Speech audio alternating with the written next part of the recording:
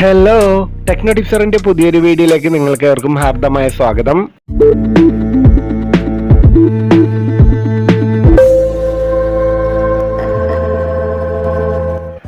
വണ്ടിയുടെ ക്രാങ്കിലെ connecting road bearing damage ആയതുകൊണ്ട് സ്റ്റക്കായി എഞ്ചിൻ സ്റ്റോപ്പായ വണ്ടിയുടെ എഞ്ചിൻ റീബിൽഡ് ചെയ്യാനായി ആദ്യം തന്നെ നമുക്ക് എഞ്ചിൻ ഡിസസംബിൾ ചെയ്യണമല്ലോ. എഞ്ചിൻ ഡിസസംബ്ലിംഗ് വീഡിയോ സീരീസിലെ പാർട്ട് 3 വീഡിയോയാണ് ടെക്നോ ടിപ്സറിയിൽ നിന്ന്. ഇതുവരെയുള്ള എല്ലാ വീഡിയോകളുടെയും ലിങ്കുകൾ ഡിസ്ക്രിപ്ഷൻ ബോക്സിൽ കൊടുത്തിട്ടുണ്ട്.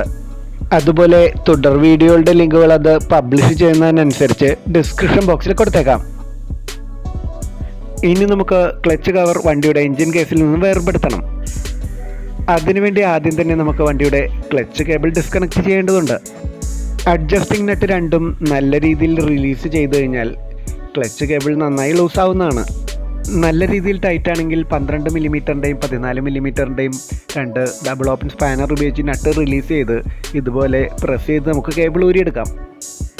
ഇനി നമുക്ക് ഈ ക്ലച്ച് കവർ ഊരിയെടുക്കുന്നതിന് വേണ്ടി ഇനി കാണിക്കാൻ പോകുന്ന 8 ബോൾട്ടുകൾ നമുക്ക് ഊരാനുണ്ട്.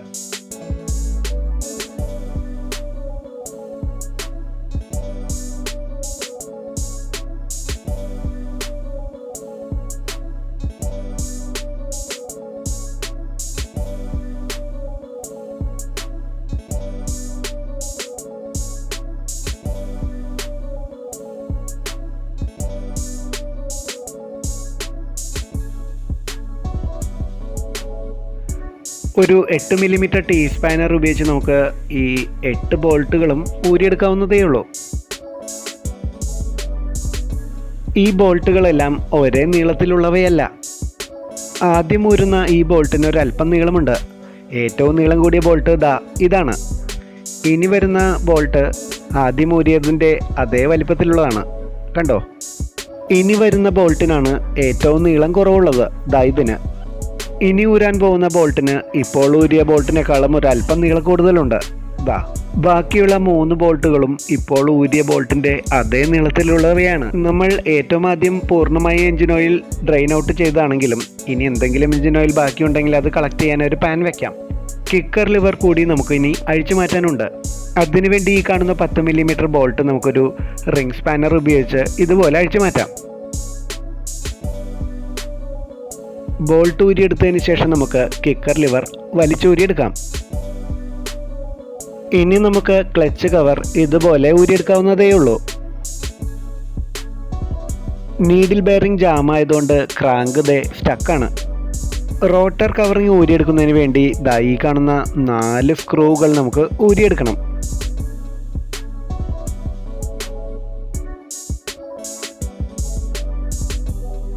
സ്ക്രൂകൾ ഊരിയെടുത്തതിന് ശേഷം ഒരു ഫ്ലാറ്റ് സ്ക്രൂ ഡ്രൈവർ ഉപയോഗിച്ച് ഇതുപോലെ മെല്ലെ തെക്കി കൊടുത്താൽ നമുക്ക് കവറിങ് ഊരിയെടുക്കാവുന്നതാണ്. റോട്ടർ ഊരിയെടുക്കുന്നതിന് വേണ്ടി നമുക്ക് ഈ കാണുന്ന ലോക്ക് നട്ട് ഊരിയെടുക്കാനുണ്ട്. അതിനുവേണ്ടി ഈ കാണുന്ന ക്ലച്ച് നട്ട് സ്പാനർ നമുക്ക് ഉപയോഗിക്കാവുന്നതാണ്. ഈ കാണുന്ന 4 സ്ലോട്ടിനുള്ളിലേക്ക് ക്ലച്ച് നട്ട് സ്പാനറിൻ്റെ ഈ 4 പ്രൊജക്റ്റ് ചെയ്തിരിക്കുന്ന ഭാഗങ്ങൾ ഇതുപോലെ കടത്തിയാൽ ലോക്കാവുന്നതാണ്. പക്ഷേ അഴിക്കാൻ ശ്രമിക്കുമ്പോൾ റോട്ടർ ഇതുപോലെ അനങ്ങുന്നതാണ് അടുത്ത പ്രശ്നം. ഒരു 8 മില്ലിമീറ്റർ ബോൾട്ട് എടുത്ത് 2 ടീത്തുകളുടെയും ഇടയിലായി ഇങ്ങനെ വെച്ച് കൊടുത്തു കഴിഞ്ഞാൽ നമുക്ക് ഈ കറക്കം സ്റ്റോപ്പ് ആക്കാവുന്നതാണ്. ഇനി ഒരല്പം ബലം കൊടുത്താൽ നമുക്ക് നട്ട് ഊരിയെടുക്കാവുന്നതേ ഉള്ളൂ.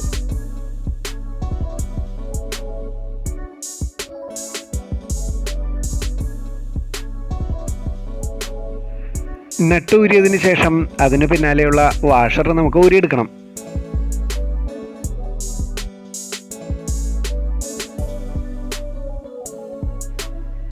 ഇനി റോട്ടർ ഇതുപോലെ പുറത്തേക്ക് വലിച്ചു കഴിഞ്ഞാൽ ഊരിപ്പോരുന്നതാണ്.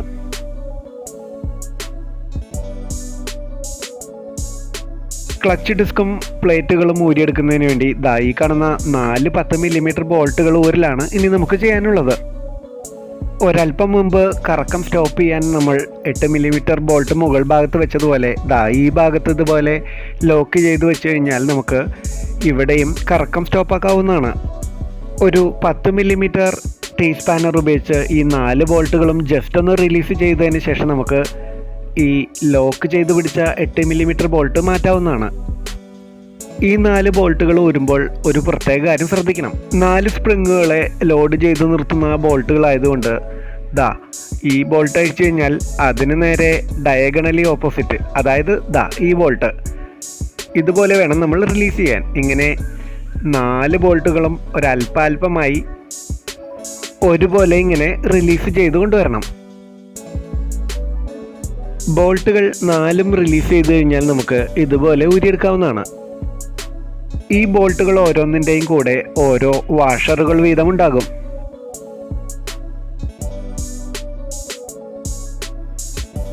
അങ്ങനെ 4 ബോൾട്ടുകളും 4 വാഷറുകളുമാണ് ഇവിടെ ഉണ്ടാവുക.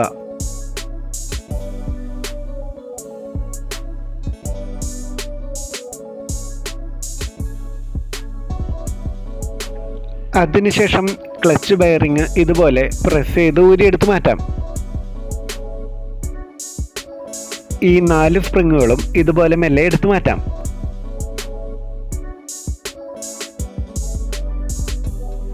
ഓയിൽ പ്രിസർവ് ചെയ്ത് വെക്കുന്ന ഈ ട്രേ ഇനി നമുക്ക് ഊരേണ്ടതുണ്ട്.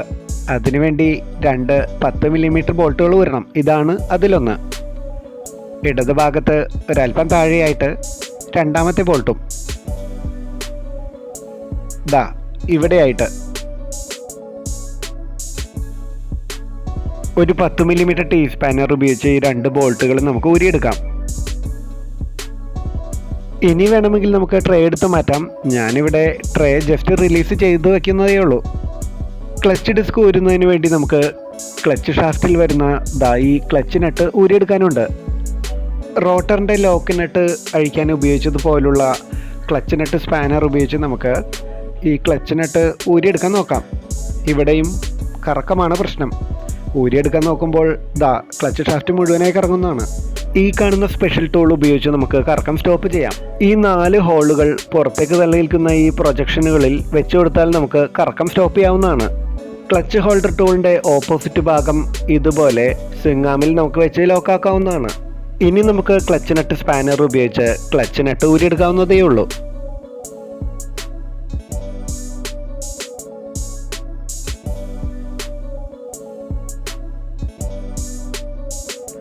ക്ലച്ചിനിട്ട് ഊരിയെടുത്തതിന് ശേഷം ഒരു വാഷർ കൂടി ഉണ്ടാവും.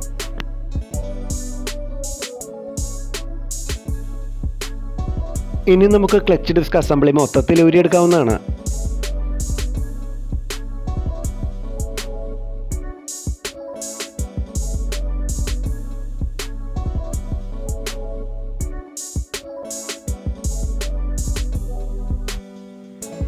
ഇനി ഒരു കപ്പ് വാഷർ ഉണ്ടാകും. ഈ വാഷറിൻ്റെ ഒരു ഭാഗം ഫ്ലാറ്റ് ആയതും അതിൻ്റെ ഓപ്പോസിറ്റ് ഭാഗം ഒരല്പം കുഴിയോട് കൂടിയതുമാണ്.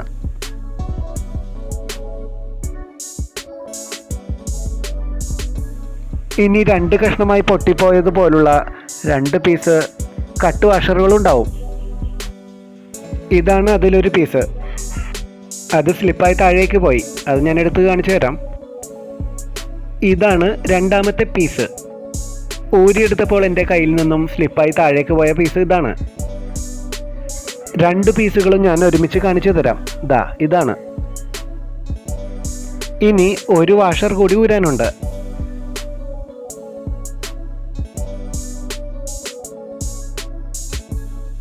അതിനുശേഷം ക്ലച്ച് ബെൽ എന്നറിയപ്പെടുന്ന ക്ലച്ചിൻ്റെ ഔട്ടർ കമ്പോണൻറ്റ് നമുക്ക് ഇങ്ങനെ വലിച്ചൂരിയെടുക്കാം.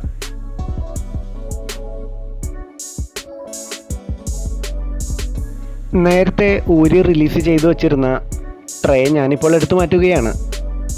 ക്ലച്ച് ഷാഫ്റ്റിൽ നിന്നും ഇനി നമുക്ക് കോളർ ഊരിയെടുക്കാം. കോളറിന് ശേഷം ഒരു വാഷർ കൂടി ഇവിടെ ഊരാനുണ്ട്.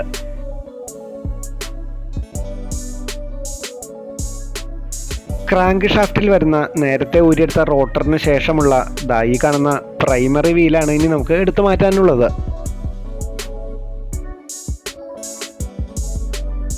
ക്ലച്ച് കവർ പാക്കിംഗ് താഴെ ഭാഗത്ത് ഇവിടെയായി ഇങ്ങനെ പൊളിച്ചെടുത്തു കഴിഞ്ഞ് കഴിഞ്ഞാൽ എൻജിൻ ഓയിൽ ഫിൽറ്റർ നമുക്ക് അവിടെ കാണാവുന്നതാണ്. ഒരു നോസ് പ്ലെയർ ഉണ്ടെങ്കിൽ ഓയിൽ ഫിൽറ്റർ ഇതുപോലെ നമുക്ക് നിഷ്പ്രയാസം ഊരിയെടുക്കാം. ഇതോടെ ക്ലച്ച് ഡിസസംബ്ലിംഗ് വീഡിയോ ഇവിടെ വൈൻഡപ്പ് ചെയ്യുകയാണ്. അപ്പോൾ എൻജിൻ ഡിസസംബ്ലിങ്ങിൻ്റെ ഇനിയുള്ള ഭാഗവുമായി അടുത്ത ദിവസം നമുക്ക് വീണ്ടും കാണാം. താങ്ക്